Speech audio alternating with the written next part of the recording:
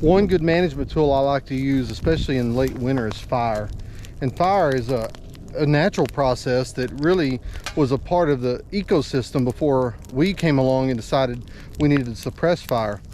If you're going to burn any areas, the way I do it is I usually start small. I'm not trying to burn a real big area.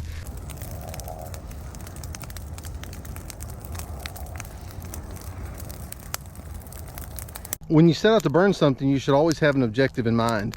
And on this small burn, my objective is to try to get rid of the winter cured grass and try to promote some of that cool season's spring growth that's going to come underneath it. Also, there may be a few native seeds in the seed bank that fire will help unleash the potential of that seed, and they can go ahead and germinate and grow. But when you burn, you got to think about a few things, and safety is the #1 priority.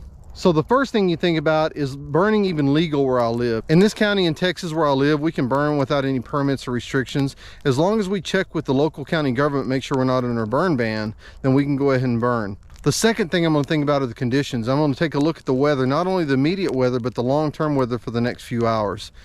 And I'm going to make sure the humidity is a little bit higher. If I burn with a higher humidity, I can control the fire more. There's more moisture in the air, so the fire doesn't burn as fast or as hot.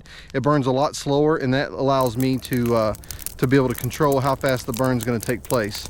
I'm also looking at wind speed and direction. If the wind is up very high, if it's more than 5 or 10 miles an hour, I'm not going to burn. You know, I don't want to get out of control, because the three main components that make fire is fuel, which is this dead grass, oxygen, and heat. If you think about an old-timey forge, the more air you pour into the forge, the hotter it gets. So with wind blowing, the faster the wind gets, the hotter the fire is going to get. And again, I'm trying to control how hot this fire gets.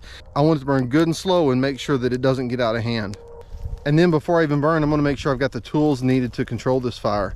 And the tools I use are pretty simple. I've got a garden rake, I've got a shovel, and I've got a gas-powered blower that I use. Now the garden rake and shovel are the first two things I'll use. I'll use it to cut little fire lines to keep the fire from going over a dirt area, or I'll use the shovel to stamp out just small fires that are when it's starting to burn in areas I don't want it to burn.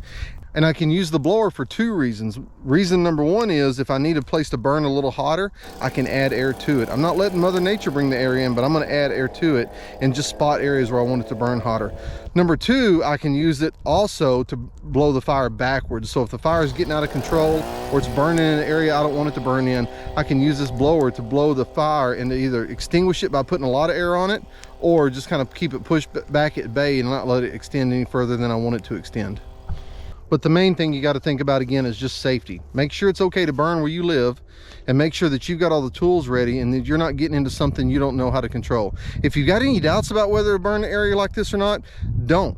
If you need, there are people who specialize in doing controlled burns. Again, most of those people have big fire crews, they'll do big areas, but me on these small areas, I usually take care of it myself.